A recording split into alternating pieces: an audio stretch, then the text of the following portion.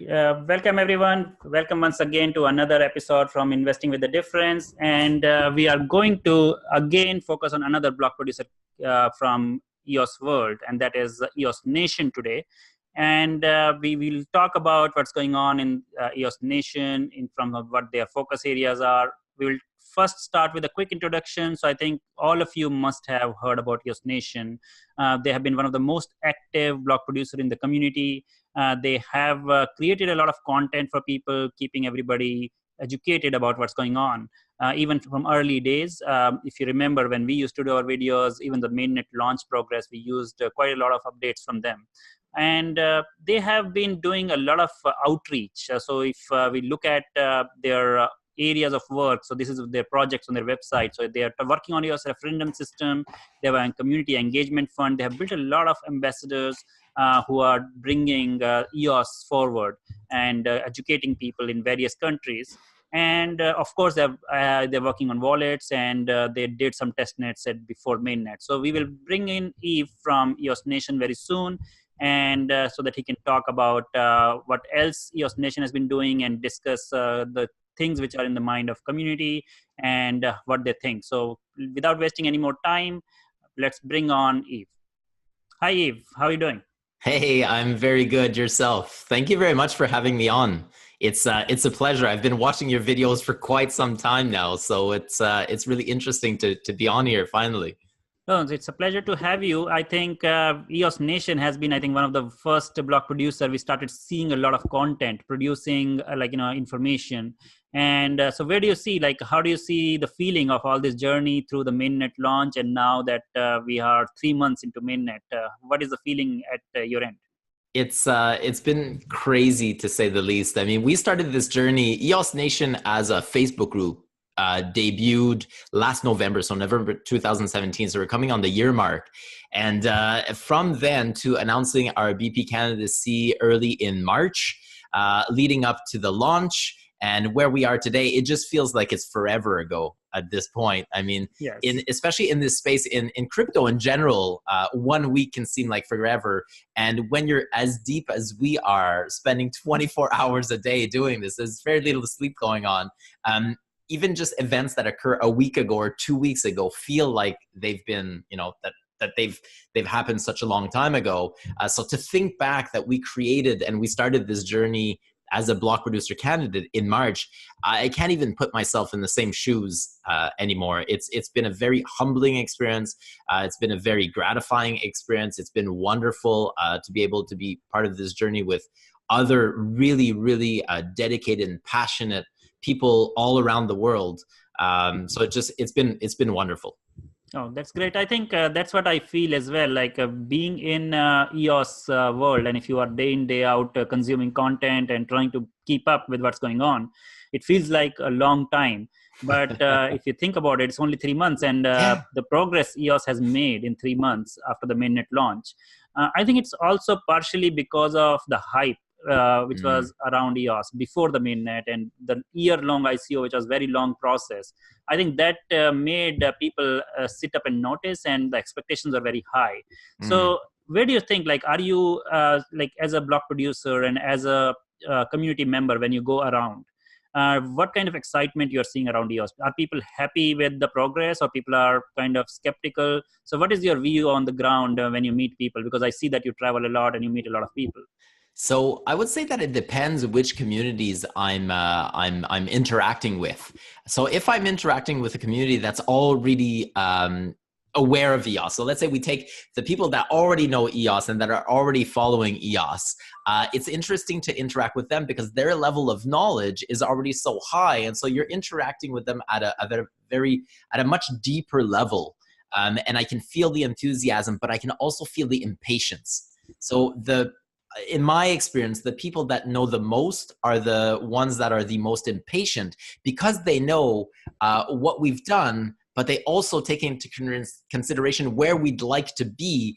And so there's all these keywords, for example, with inter-blockchain communication is one of them. So people talk about, this is what we want, and we're nowhere near that. But if I step it down a notch and I talk to a crowd of people that is knowledgeable of crypto, or blockchain projects in general, but aren't necessarily aware of EOS. Their level of EOS is a little bit lower. So when you introduce topics like inter-blockchain communication, they think it's cool, but they don't have that impatience. Because they haven't been hearing about this day in and day out, but then they hear about EOS. So for them, it's more so about EOS and what EOS is going to be able to solve, or where EOS has its strengths. So if we're talking about transactions per second, if we're talking about, so from the tech point of view, being able to accommodate perhaps for the first time enterprise solutions on a blockchain, for them, that's what's interesting. And that's where a big part of the focus is. Whereas if I'm talking to hardcore EOS enthusiasts, at this point, they already know that. So that doesn't really excite them as much anymore. They want to push the envelope further.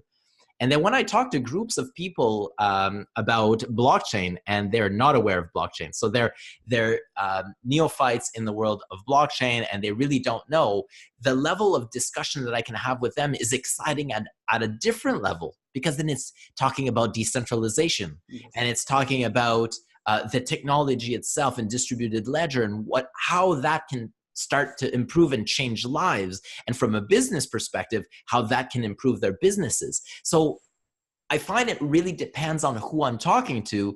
I get excited regardless. And then I think that what I've been able to do over the last little while is really be able to get a better sense of what it is the person on the other end is looking for. And so I adjust my speech in a way, and I adjust the level of discussion that I have based on where the other person is. And that's one of the things that I find I've improved the most, is as I get more self-aware and as I learn more about EOS, I'm able to reach the other person where they are more effectively, to bring them to perhaps where somebody like yourself, who spends a lot of time in EOS, is a little bit quicker. Whereas I think that in the beginning, that was a little bit more difficult, because it was a very idealistic view, yes, without maybe knowing as much of the in-depth knowledge. Understand. So I think, no, that's exciting, because you get to meet so many people. And of course, while we are so absorbed in EOS world, we need to understand that maybe the real users of EOS may be 100,000 people, because I do a maths of like 300,000 accounts, and I'm sure that a lot of them, which are multiple accounts by same people.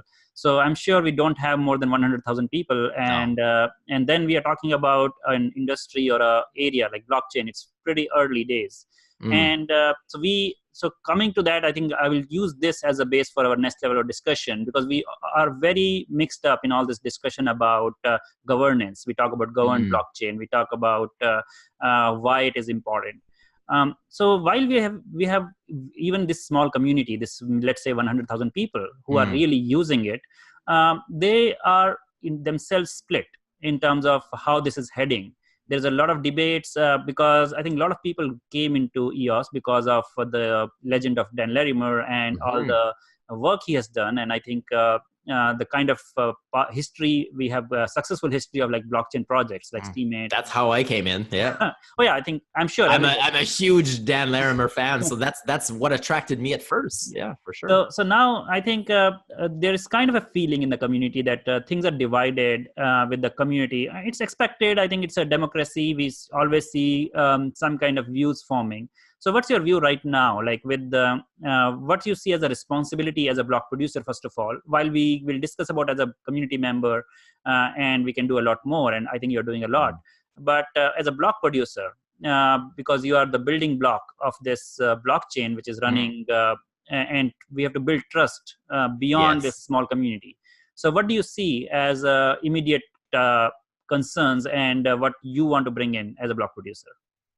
So I guess at the base, just to set the tone, as a block producer, our main role, our primary role, if we only had one role, is to have secure infrastructure, secure, reliable infrastructure that's able to meet the demands and the needs of the blockchain. So regardless of whether or not we choose to bring value, in our case with EOS Nation, a lot of it is through community engagement. But regardless of all of this, our primary job and our only job really is to make sure that we produce secure and reliable infrastructure to be able to produce blocks on the network. Now, where we choose to bring value as EOS Nation is through community engagement. And a lot of it is going out. So we travel, I personally travel quite a bit. And a lot of it is meeting with those different stakeholders within the system. So either they're end users, so token holders, either they're dApp developers, or their venture capitalist funds. So whomever they are in the ecosystem, a big part of what we do is to evangelize and to spread the word of why EOS. So to take it a step back to what we were talking about before, you bring a really good point. Well, we're talking about that there's potentially, let's say, only 100,000 or so actual individuals in this ecosystem. We tend to forget that when you get out of EOS world, the rest of the world really has no idea what's going on right now. And so we seem to, one thing that I try to do as much as possible is take a step back, because it's very easy to get lost in this world where everybody knows what you're talking about and everybody is aware, and we might have some discussions on, you know, method A or method B, especially in governance, right? When we take a step back and we actually I go talk to my grandparents, or I go talk to other people that maybe are not in this all the time, this is still such a fresh world. There's so little information out there. And so what we try to do is really try to get those people in the ecosystem. So there are some block producers that are focusing on dApp development, and we are in a way. I mean, our CTO is participating in hackathons. He just came back from Wyoming, for example, and he's heading out to London at the end of the month. And the latest project that he's contributing in and that he's developing is EOS Receipts.io. So it's one of the little projects that he's been doing. So we're doing stuff at that level. But one of the ways that EOS Nation is really focusing on is getting the vast majority of human beings that are not on the blockchain, or that are not even aware of what the blockchain is, to start to know what the blockchain is, and then to realize why the blockchain is important, how it could impact their lives. So that's where I find EOS Nation brings a lot of value. And we do that through our ambassador program. A big part of it is through our ambassador program. Yes. So you mentioned it earlier. We have right now, so it fluctuates because we have ambassador prospects and we have full-fledged ambassadors. And right now we have 12 full-fledged ambassadors.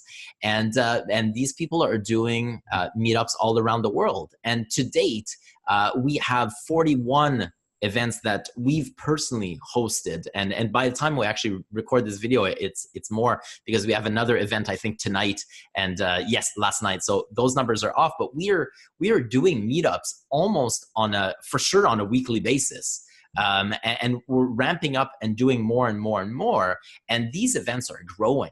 So the amount of people that were showing up in the very beginning, I remember when I did my first meetup, there's 5 or 6 people that show up. And I remember the first time I went to China, I did a meetup with less than 24-hour notice to the community in Shanghai, and we had almost 300 people show up.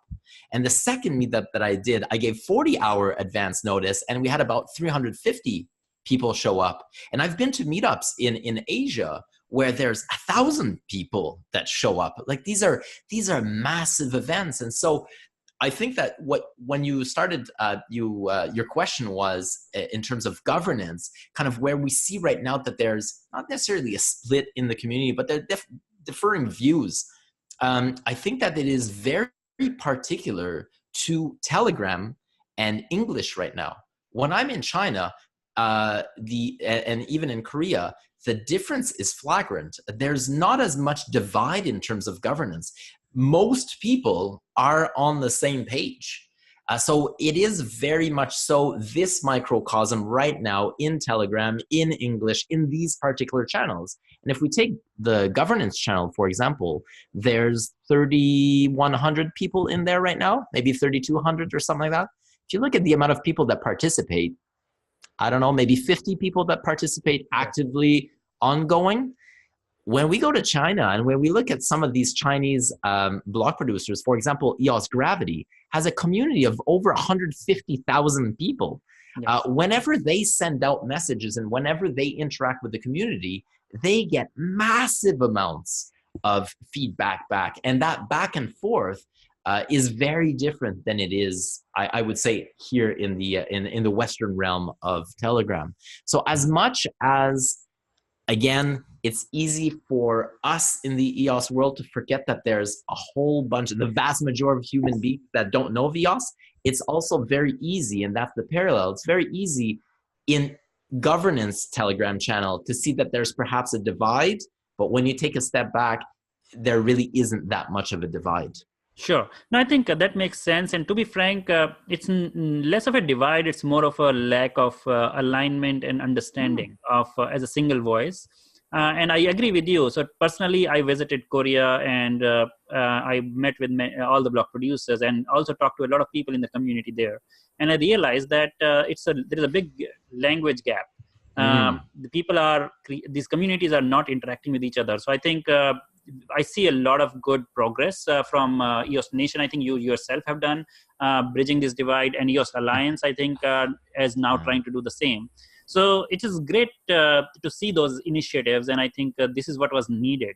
The question still is whether we are coming towards any significant alignments and understanding, because even now, an average token holder who is doing a day job and he's busy, he's not going to spend hours and hours every day going through calls, going through EOS Alliance discussions. How do we bring education in a very condensed form? And how do we bring that kind of feedback from people who care, but who cannot make this as their like a 4-hour job a day to go through all the material? So what do you think, how are we progressing in that direction? Well, I think there are multiple initiatives that are going on to be able to help to reach that goal. One of them is, so I'll start off by saying, for example, EOS Nation has been doing a video series on the worker proposals, and the first worker proposals that have been sent for community feedback. So I think that going through, if you had to go through the worker proposal channel and read through all of the messages that have occurred in the last couple of months to be able to get up to speed to where we are today to understand the proposal, it would take a significant amount of time. And so what we, EOS Nation, are doing for this particular thing is I've been doing videos. They're condensed. They're still an hour long, though, so it's very long. I think where there's a lot of value is what you're doing, Raman, with investing with the difference. So we're seeing more and more these proxies being set up.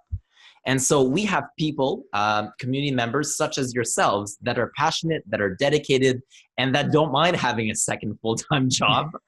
And you're doing a lot of the work for the end users and the token holders. And so people look up to you, and maybe it's tuning into your videos once, and you were mentioning earlier that you get some emails when's your next video.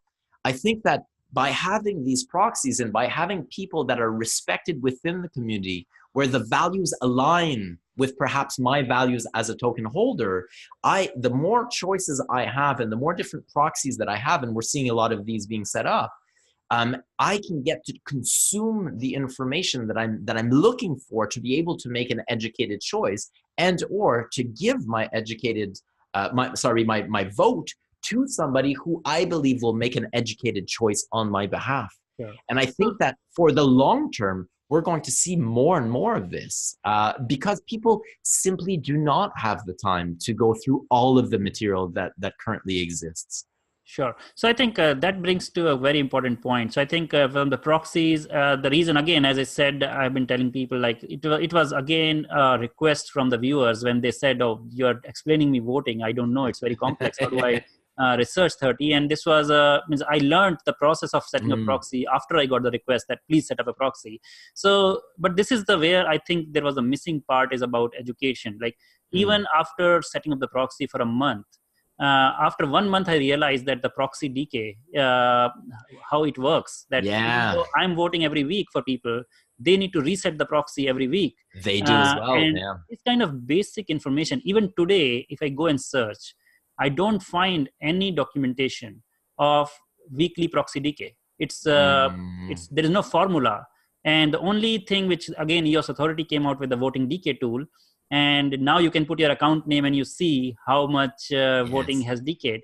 So I think there is a big gap between, I think, the people who know a lot about EOS, that is the people who are debating what should be done, and the vast majority of people who are just a token holder and they're looking for a very, very condensed information. So I think that's what we try to do at our channel, and I thanks that we are getting recognized. I think this was never planned for us, it just happened organically. But what do you think as a block producer? Like, we talk about what you think is your feeling, what you see as a responsibility for, because you are the kind of ambassador for the whole blockchain. While EOS Nation has ambassadors who are talking further, but as a blockchain, people look up to block producers to create some sort of centralized information base. Not like centralized, means it's a very bad word to use in a decentralized economy. But one area where people could come get information and it would be maybe easier and summarized. So I think like EOS Alliance was a very promising thing, and it is still doing a great job. My worry is the feedback I'm getting from the community is it's becoming only for the people who have a lot of time, who can engage. So it's not really delivering on the promise of, like, how do you bring these discussions to a person who doesn't really have a lot of time. So what do you recommend? Like, what is your view as a EOS Nation? How do you bring the community together, and especially around referendums? We talk about referendum system. How do you get people to vote when most of the tokens are stuck in exchanges? So you bring a very, very important point, and that's a really, really good question that I think there's potentially no single answer to. And I know that's a terrible answer, but I'll explain what I mean. We always have a balance. So in EOS, we really want to focus on decentralization. So you hear about decentralization a lot, and this is not only EOS, crypto and blockchain projects in general. And so with that level of decentralization comes the challenges of, where do I go when I get my information in a reliable fashion, right? And so you get people that attack EOS for being too centralized, but at the same time, we're being attacked internally for being too decentralized, right? And so it's that struggle that I think will never, struggle is not the right word. It's that balance, seeking the balance between an acceptable level of decentralization and centralization. So I think this is what we're going to be juggling possibly forever in this realm. And what we are doing, for example, EOS Nation, so each block producer is communicating with their own particular communities. So in this instance, for education material, we created EOSDocs.io. So we took all the information, all the videos, all the different Denler links, everything that we could possibly find, and we're doing this on an ongoing basis, and we put it in EOSDocs.io. Now first of all, there's a challenge there because people need to know about EOSDocs.io. So if they don't know about it, well, it's not really useful for them. But even once they do know about it, and you open the link and you start going through the material, it's extremely overwhelming. Again, you go back to that, I don't have 50 hours a week to go through all that material. And so that balance is really tricky. So where we're going, for example, now we have institutions or foundations like the Alliance that are coming in, and even 3 weeks, 4 weeks after inception, we're getting comments like you just said, where it's becoming too time consuming again. It's not as user friendly in the sense of absorbing information. I think it's going to be a continual challenge to bring information to the masses. So on the subject of vote decay, I did an AMA where I dedicated about 30 minutes on the subject. But how many people listened to that AMA? And even if I said it that week, what about the next week when our community grew by 500 people and they weren't aware of it? So I have to figure out a way to keep recycling the information and giving more information out. So we do this by doing videos, by doing articles, by doing our AMA. So we try as much as possible through various social medias to communicate out to people. But you need to then go back every once in a while to resend it out, right? Yes. So I think what happens is, as a community, this is not a responsibility of just the block producer. Block producers do their role, and we, as much as possible, create educational material. So right now, two of our co-founders are in a channel dedicated to creating potentially one one area where all the different educational platforms, because there are multiple right now that exist, EOSDocs.io being one of them. There's EOS Bootcamp, for example, from EOS Dublin. So there are a couple of different platforms that currently exist, and try to assemble all of those in one particular area. Is that centralization? Yes and no, because it comes from decentralized areas and you're simply assembling it in a way so that it's easier to consume for the end user. But even at that, people will still have a responsibility in a way to go and seek out information that is useful for them. Sure. So we go back to key players. So it's that continual cycle. As much information as we want to push out, we need key influential players like yourself to then reach it out to other people, to then give us that feedback loop of what's missing, what should we do next? Because we communicate with our communities and we hear what their needs are. You hear different needs. And when we establish this circle of constant communication through multiple communities, and this becomes not just internally, but it becomes with others as well, and then others with themselves. And so you get this big giant web of people talking to each other. Then it gets to a certain point where it's large enough where you say, okay, let's assemble this. And this is kind of what happened with the Alliance. And at some point that's going to work, but it's going to become challenging again, and we might have to assemble other things. And that's the beauty of decentralization, but that's also the challenge that comes with decentralization. Sure. So I think I get your point. I think what I definitely believe personally that education or facts need not be decentralized. Decentralization doesn't mean that everything has to be, because when it is about facts, about the rules of the chain, that has to be documented, and the contribution can be decentralized. But I think we do need a place for people to go and see. And I hope, as you said, things will fall in place because there's a lot of effort. I'm glad that I think things are moving ahead. But I believe that there's still a lot of work to be done. So there's still a lot of work to be done. This chain is 3 months old, right? Yes. 4 months old, yeah. Yes, so let's shift gears a bit and let's move on to the ecosystem. And as you said, that you yourself has a branch which is working on dApps, interacting with people in hackathons. So maybe we can keep it short and say that, okay, what is your view on adoption? Like, do you see that more and more dApp developers are coming in when you go and attend these events? What is your view of how fast EOS is getting adoption, and is it meeting your expectation? I'm a very incredibly impatient person by nature, so it's not coming fast enough for me. However, having said that, the amount of people that are currently interested and currently building on EOS for dApps, in my personal experience, is incredible. We have so many different projects that are currently being built, that are thinking of being built, that this ecosystem for something that is as young as what we are now. So yes, we did have the year-long ICO, but really the chain's only existed since June 10th. So we are really only in our, fourth month, or third, we just finished the third month.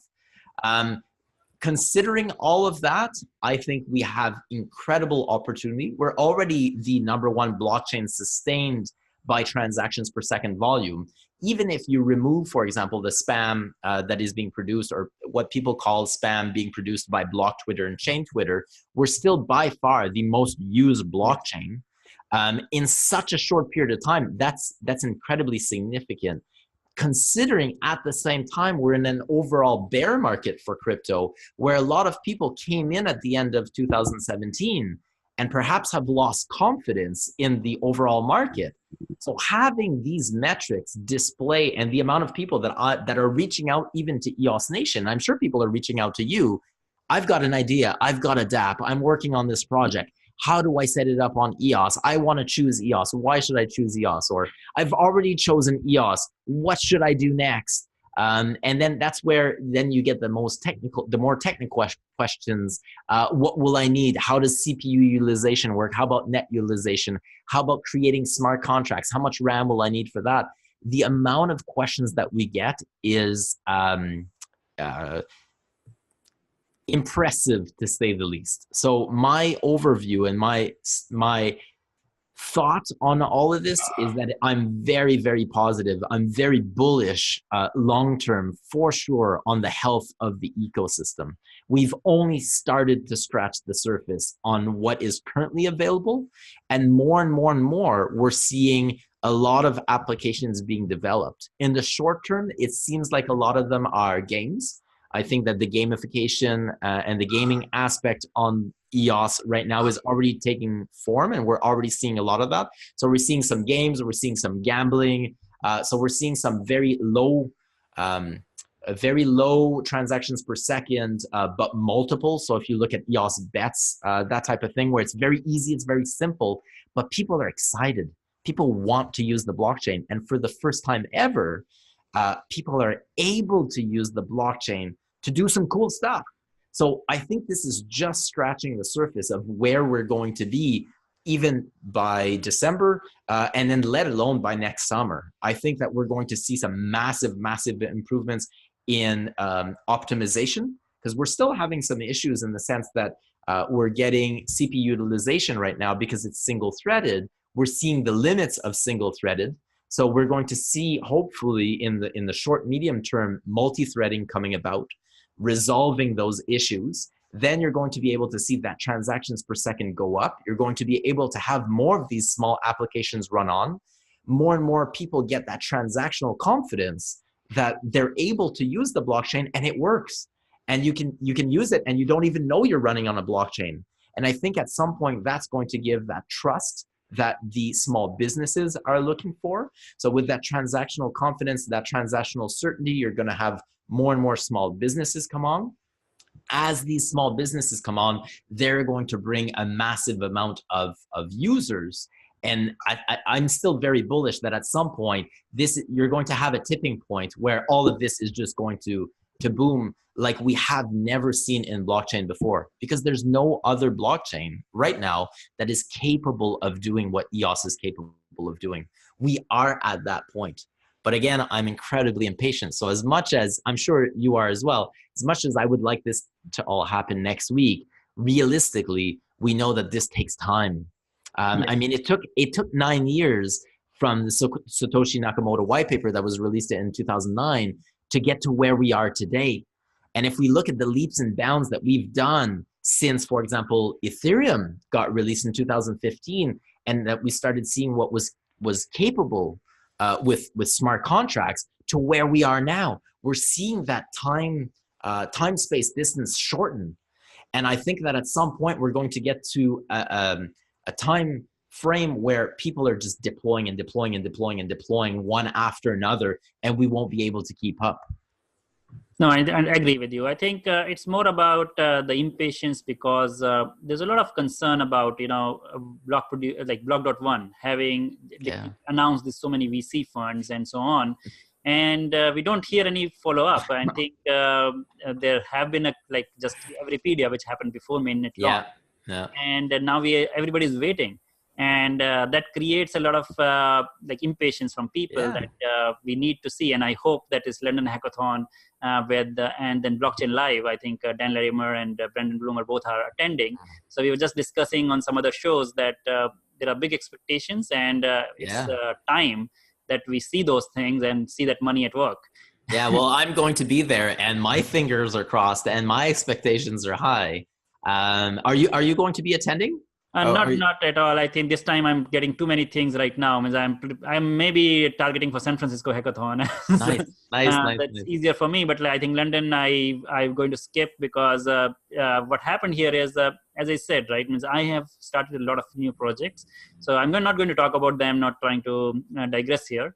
But I think getting back to the London Hackathon itself. So where do you see right now, what are other than the wallet, which I think everybody's waiting for? Yes. What else do you see? Like the free accounts? Yes, I think everybody needs it, even though personally I don't think that's a big issue. Well, it was an issue when they announced that they were going to do that months ago, when the price of RAM was effectively going out of control. And now you can see that the price of RAM has really stabilized. RAM is no longer an issue. It's very rare that you see that that you even hear in discussions RAM being an issue at this point. Lately, the issue has clearly been CPU utilization. So I foresee the wallet. I would think that this is maybe not a no-brainer, but I think you're going to get the wallet. I think that in the wallet, you're going to have the free accounts. I don't see why not. I think that there's perhaps going to be a component of KYC in there, in the sense that if you get your wallet from the iStore, perhaps it gives that 1-for-1, and maybe we're going to get something more on the lines of UBI, URI. That's been, is it URI? Yeah, URI, that's been discussed lately.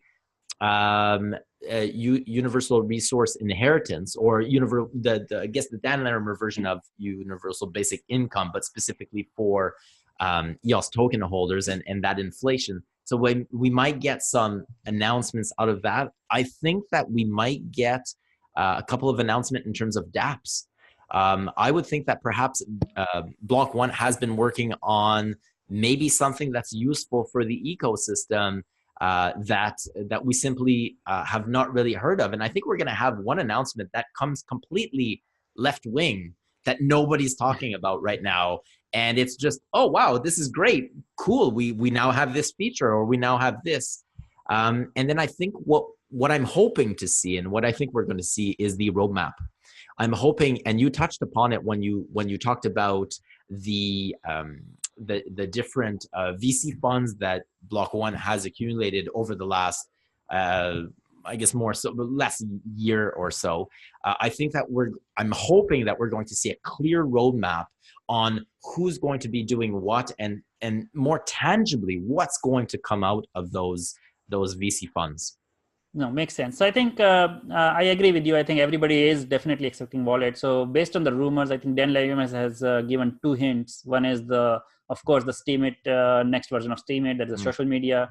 Another is the decentralized exchange. I think he has very specifically talked about Block.one is going to do an exchange. Now, but I think coming to the point of UBI or URI, what do you think about that? Because I think this is again a debate. My personal view is that anyway, even if they make some changes to the software, it should be visible to anybody on GitHub. Nobody has seen that at that level where you can see the changes happening. And moreover, it's a community project. You cannot really, Block.one cannot integrate the system contract level features without getting approval from community and block producer voting. So I think it's too early, but maybe you guys are seeing those already, or what do you think? Like, there's a lot of debate on UBI. What do you think about the whole idea? And I've been asked this before, and it's tricky because and I spent last night, I think it was 2 a.m. or so, and I was messaging Dan, and he was answering it in the channel. And what I want to know is we need to define our terms. So it started off as universal basic income, and now it's universal resource inheritance. The idea is premised upon the worker proposal savings fund going down to 0 effectively, and just that 4% being used for this. And then it's predicated upon the fact that you already have an EOS account, so that you would be getting kind of this, each user would be getting their share of this inflation. But would it be a 1-for-1? Would it be on the number of tokens you hold? Would it be a percentage? So we have very, very little information. And that's why I find it's difficult for me to have an informed opinion on whether or not that's good. Regardless of all of this, so my personal philosophy is, I think that universal basic income, if done properly, I think is something that we will see in our lifetime. And I am a proponent of that. I think that more and more, regardless of the blockchain, more and more, as we see a lot of the common or current jobs being phased out and replaced with automation, I think at some point it's just inevitable that there's going to be less work for people, but we still have a growing population. And if there's a way that it doesn't take from anybody else, but that everybody can have a very basic, standard of living, why not? However, when I talked to Dan about that last night, that is not the intent of what he's thinking of with URI. What he's thinking of, and what his reply was, I said, so who is the target recipient of URI? And his answer was humanity. So that's very vague, but at the same time, when you start thinking about it, if his vision is indeed that at some point EOS will be used globally, and that every single human being on the planet would be transacting on the EOS network, if we use that as a premise, and that every single human being then gets, you know, their share of that 4%, it does indeed become at some point a universal resource inheritance. How that's being done, and how we would go about doing that, and would we set limitations, and how about KYC, that type of thing? It's very hard to say whether or not I support it until I have a better understanding of the details. But in principle, I think it's a really interesting concept that we should push, that we should invest in finding out more. Why not? Yeah. I think that it is really interesting. Yeah, so I think I agree with you. I think nobody has ever debated that it is a bad idea. What I always argue against is there are very good models being defined in various different economic conditions, where we say we are at point A and we want to go to point B. So defining point B is easier, but defining a transition path from A to B, that is, I think, the most challenging part, where you make it fair, make it like people find a way to manipulate the system, people find a way to benefit from it. Like, let's come back to our block producer situation. So while it's a great system, we have a voting, we have the top 21 being voted by token holders. I've not met a single person who agrees that today the voting is absolutely fair, and the top 21 are the deserving block producer based on the value. Or That's tricky. These are the challenges, I think, where the implementation has to come into picture, and that's where I'm. If you may have seen my views on various referendums, various other things which are up for voting, I always question, first, let's fix the basic DPoS system, where we say that, yes, we have a working voting mechanism, and then we put more funds for voting, more decisions to be made either using a referendum or using any other tools. But I think we do need it. It's a democracy. We do need tools. I think it's a great work being done by a lot of you, I think, working on referendum systems, working on this worker proposal. I don't want to get into the politics of it, I think, because it's very difficult to capture that in a few minutes and cover all the points. That could be a full show, and it could be a series. It wouldn't just be one. Yes. So, but I would say that without saying anything in favor or against, I would say that we need to take baby steps right now. And what I think most of people are doing means, the good thing about EOS community is that everybody is meaning well, even though people disagree. Yeah, they have a good intent at heart. We haven't really identified a clear bad element messing up with the system. No. The only thing is miscommunication, and I think EOS Nation, EOS Alliance, a lot of people are, I think, doing this, and I think you are one of the leading block producer who is trying to reach out as you highlighted. So I think we are getting a little too long on this show. So let's conclude with your remarks. Like, where do you see EOS heading in next 1 or 2 years, or in immediate future? What should people look forward to? So immediate future, in terms of what should we look forward to, we've got the referendum coming up, and the referendum is incredibly important. So like you mentioned, we're not in a democracy, right? We're in a plutocracy right now, where some people have more voices than others, and that those voices are correlated on the number of EOS tokens that you hold. But what we don't have right now is a method for individual token holders to have a voice in the strategic direction of where they want their chain to go.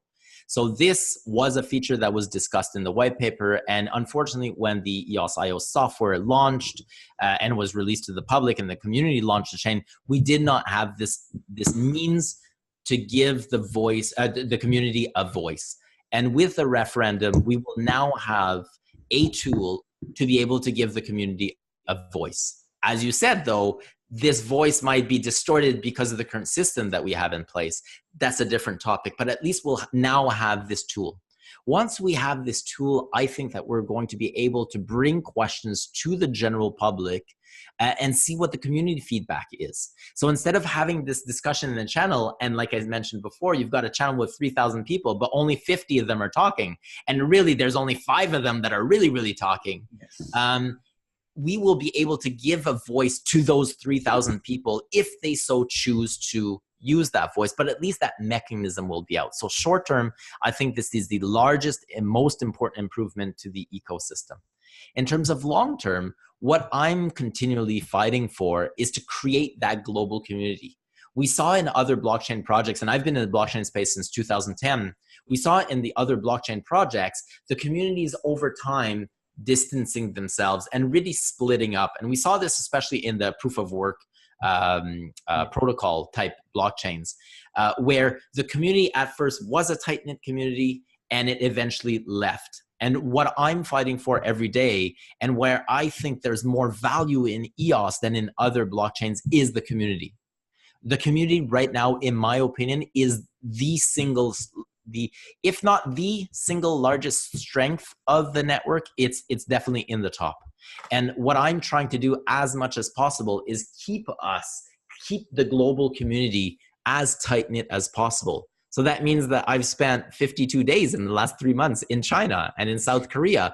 And it means that most likely I'll be spending more time there. And it means that we're going to keep growing our ambassador program so that we get the voices of the community throughout the world. So that we get different cultural inputs, different language inputs, different viewpoints from the bank versus the unbanked, people who have large amount of tokens and those who don't have that many.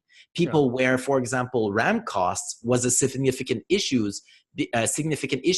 for account creation for them, and other people didn't really matter and they had other issues. So we as a community, I think the idea is to keep on thriving, keep on working towards achieving that global community.